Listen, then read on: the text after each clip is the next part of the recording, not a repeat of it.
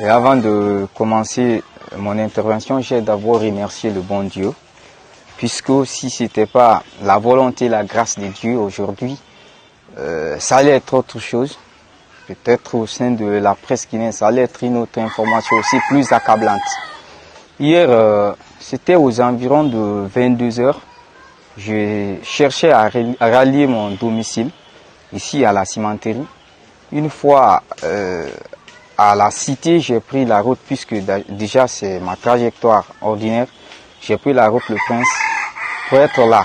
Soudain, à partir de Wanindara, juste avant d'être au niveau du carrefour marché, j'ai entendu un coup de feu.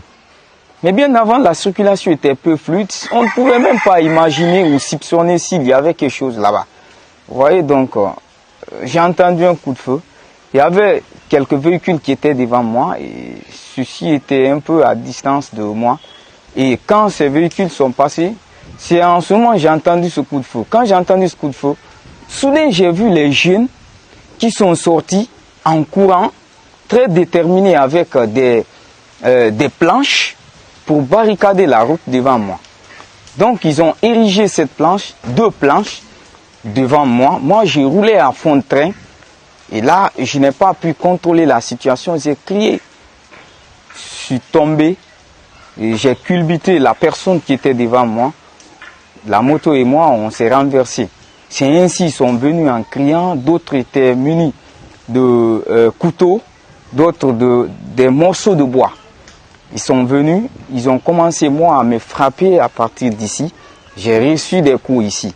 D'autres avaient même des planchettes. J'ai reçu des coups. Maintenant, j'avais un jeune qui était avec moi que j'ai supporté. Lui, il était derrière moi. Quand ils ont commencé à nous frapper, moi j'ai laissé la moto, j'ai traversé de l'autre côté, au niveau du sens contraire.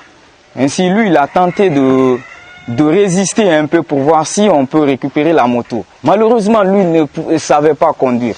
Il a rallumé la moto, ils sont venus envers lui, ils se sont abattus sur lui, ils l'ont blessé par coup de couteau au niveau de sa jambe, du genou plutôt, du genou gauche. Donc, lui aussi, il a obtempéré. Il a quitté. Moi, j'étais de l'autre côté, j'ai crié, à l'aide, venez. Puisque quand j'ai entendu ce coup de feu, ils n'étaient pas loin, donc j'étais rassuré.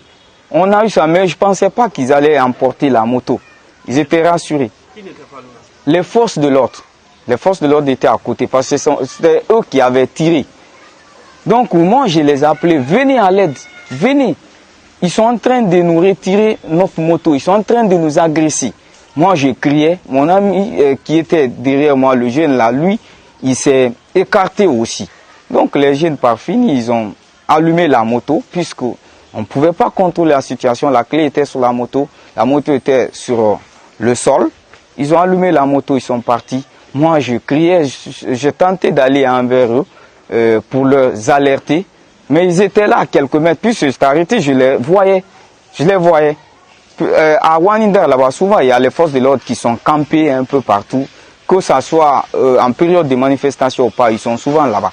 Donc, j'ai tenté d'aller envers eux pour les alerter. Peut-être s'ils ne m'ont pas entendu. Ils sont venus sur point mort. Les phares de leur pick-up étaient éteints. C'était une seule voiture, véhicule qui était là-bas. Je crois 5 ou 6 agents comme ça étaient là-bas. Eux, ils encerclaient. Ils sont venus. Ils m'ont demandé, qu'est-ce qu'il y a? Ils ont emporté ta moto. J'ai dit oui. J'ai dit, je crie à l'aide. Vous êtes là. Vous ne pouvez pas venir nous aider. Ils ont voulu nous tuer. Un a dit, vous, on vous a dit, la nuit, arrêtez de passer ici. J'ai dit, mais comment on peut comprendre? Il dit, ici, c'est pas bon, arrêtez de passer ici. J'ai dit, dans la pleine capitale comme ça, on ne peut pas circuler aussi. Moi, je ne sais pas s'il y avait quelque chose ici. Il dit, ici, c'est pas bon, la nuit, prenez d'autres sens. Je leur ai dit maintenant, aidez-nous à retrouver notre moto, ils ne sont pas loin. Puisque les enfants, ils sont rentrés dans un couloir qui était juste auprès là-bas à gauche. J'ai indiqué la partie. Ils sont venus, leur responsable a appelé leur base, puisque j'entendais leur conversation téléphonique. Il a dit, on a une situation de vol ici, ils ont agressé un citoyen, je leur ai présenté ma carte. Et leur responsable les a dit, ah, il faut faire tout pour récupérer l'objet qui est volé. Il a utilisé le terme fouiller en profondeur. Rentrez, vous fouillez, n'agressez personne.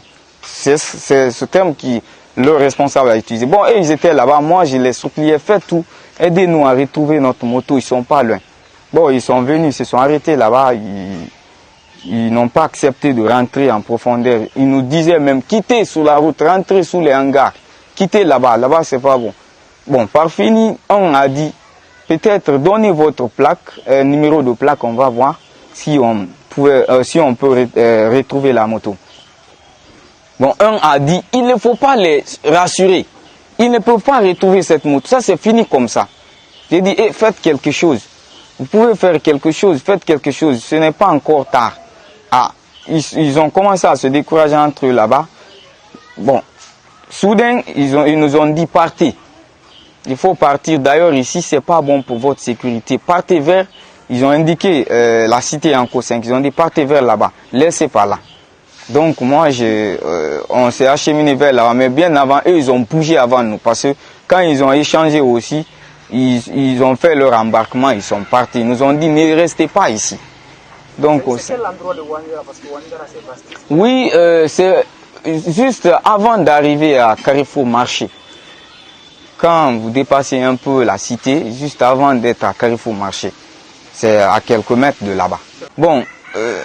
En premier lieu, j'ai tenté de négocier avec eux s'ils pouvaient faire quelque chose sur champ, mais en vain. Alors après là-bas, j'ai appelé en première position ma rédaction, j'ai alerté ma rédaction puisqu'il faisait déjà nuit. On a resté là-bas, on a un peu duré là-bas, nous on était derrière eux.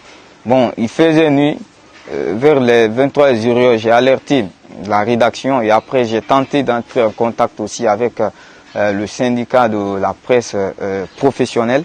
Il faisait nuit, je leur ai laissé un message et ce matin j'ai tenté aussi d'être en contact avec le général, mais pour le moment on n'a pas pu échanger. Donc pour le moment c'est ça. Alors, qu'est-ce que vous regrettez? Qu'est-ce que vous regrettez dans tout ce qui s'est passé hier? Ah, vraiment, c'est déplorable puisque si jusqu'à présent les citoyens continuent à souffrir, à être victimes de l'insécurité après tout ce qu'on a traversé, après tout ce qu'on a dénoncé, là je crois c'est grave, c'est déplorable et de surcroît, nous les journalistes qui continuons toujours à subir des agressions et sans suite favorable, là c'est déplorable. Moi j'invite les autorités à s'impliquer davantage afin de trouver une solution idoine à ça, puisque ça ne peut pas qu'on ne serait-ce que protéger les citoyens et leurs biens. Au moins, la patrouille qui est là, quel est leur rôle? C'est d'assister les personnes en danger. Mais si ça trouve que c'est ces gens-là qui sont souvent des complices ou je ne sais pas, là ça devient aussi plus inquiétant. Plus inquiétant. Dans la capitale, on ne peut pas circuler. Des manifestations spontanées sont soulevées par-ci, par-là. Là, il faudrait que l'État prenne ses responsabilités. Sinon, ça devient inquiétant. Il y a eu des échanges particuliers entre vous et ceux-là qui vous ont agressé. Est-ce qu'ils vous ont dit quelque chose? Bon, il n'y a pas eu d'échange puisque la scène, c'était un peu affreux, puisque la nuit, on vous agresse, on sort comme ça avec des objets.